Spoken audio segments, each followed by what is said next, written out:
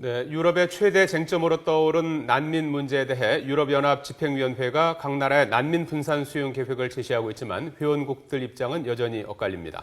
독일과 프랑스 같은 유럽 주요 국가들은 난민 수용 인원을 크게 늘리기로 했지만 동유럽 국가들은 난민 의무 할당을 받아들일 수 없다는 입장입니다. 네, 난민을 무조건 받아들이는 데 앞서서 근본적인 문제를 해결하는 것이 중요하다는 목소리도 나오고 있는데요.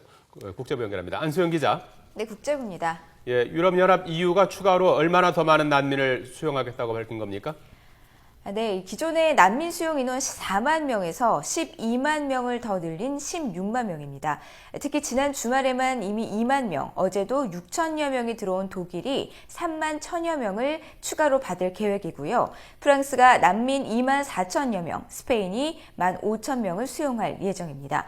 EU 차원의 난민 수용 의무가 없는 영국도 앞으로 5년간 시리아 난민 2만 명을 수용하겠다고 밝혔습니다. 독일은 난민을 추가로 받기로 했을 뿐 아니라 내년도 연방 예산에 난민 지원을 위해 우리 돈 8조 100억 원을 배정했습니다. 메르켈 총리도 80만 명까지도 난민을 수용할 수 있지만 유럽 국가들이 이 부담을 함께 나누자고 호소했는데 직접 들어보시겠습니다. Wir brauchen hier auch eine Kraftanstrengung der Europäischen Union. Nur mit gemeinsamer europäischer Solidarität. 네, 그런데 동유럽 국가들에서는 난민을 바라보는 시선이 여전히 냉정한 것 같군요. 네, 경제 상황이 좋지 않은 헝가리와 체코, 폴란드, 슬로바키아 등 동유럽 국가들은 난민을 나눠받자는 데 대해 여전히 시큰둥합니다. 특히 서유럽으로 가는 관문 역할을 하는 헝가리는 난민 수용 정책이 불법 이민자를 양산할 수 있다고 주장하는데요. 세르비아와 맞닿은 국경입니다. 하루에도 난민 수천 명이 헝가리로 넘어오려고 시도하고 있는데 이런 난민과 또 이들을 막기 위한 경찰 사이에서 충돌이 빚어지고 있습니다. 이런 가운데 유럽연합 집행위원회는 난민을 수용하는 국가들에 대해 난민 1인당 6천 유로, 우리 돈으로는 800만 원에 해당하는 자금을 지원한다는 계획도 제시할 것으로 알려졌습니다. 모두 10억 유로, 1조 4천억 원이 넘는 돈인데요. 이 계획이 동유럽 국가들의 난민 수용 참여를 얼마나 이끌어낼 수 있을지도 관심입니다. 3살 꼬마 쿠르드의 죽음으로 난민 사태는 더 이상 중동과 유럽문의 문제가 아니라는 인식이 커지면서 규모는 크지 않지만 비유럽 국가들의 난민 수용도 늘어나고 있습니다. 먼저 캐나다 퀘벡주는 주민들의 요청에 따라 올해 시리아 난민 수용 규모를 기존 목표의 3배로 늘리겠다고 발표했습니다. 시리아 난민 규모를 3,650여 명으로 늘리는 겁니다.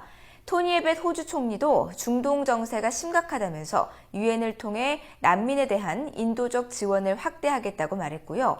브라질과 아르헨티나 등 남미 국가에서도 기존의 250명가량의 난민 수용 인원을 늘리겠다는 방침입니다. 현재 750명의 난민을 받아들인 뉴질랜드도 시리아 난민에 대해서 수용 범위를 확대하겠다고 밝혔습니다.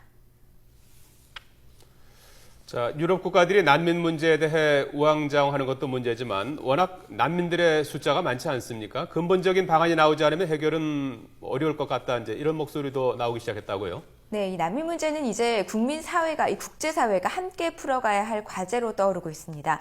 유엔은 시리아에서만 난민 400만 명이 유럽으로 밀려들 것이라면서 근본적인 대책 마련이 시급하다고 경고했습니다.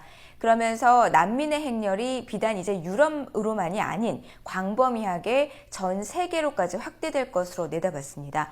본질적인 문제 해결이 시급하다는 목소리가 이렇게 높아지고 있는 가운데 프랑스는 시리아에 정찰 비행을 시작하고 공습도 고려하기로 했습니다. 난민 대부분이 시리아의 IS 때문에 발생했기 때문에 이 문제를 해결하려면 IS 격퇴가 우선이라는 논리입니다.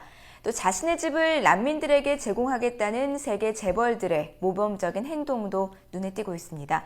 핀란드 총리는 비어있는 자신의 집을 난민들에게 개방하겠다고 밝혔고요. 이집트 통신사 재벌은 그리스나 이탈리아 섬을 사서 이 난민들을 그곳에 수용하겠다는 아이디어를 냈습니다.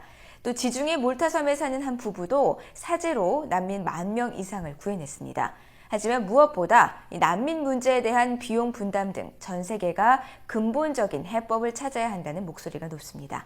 지금까지 국제부에서 YTN 안소영입니다.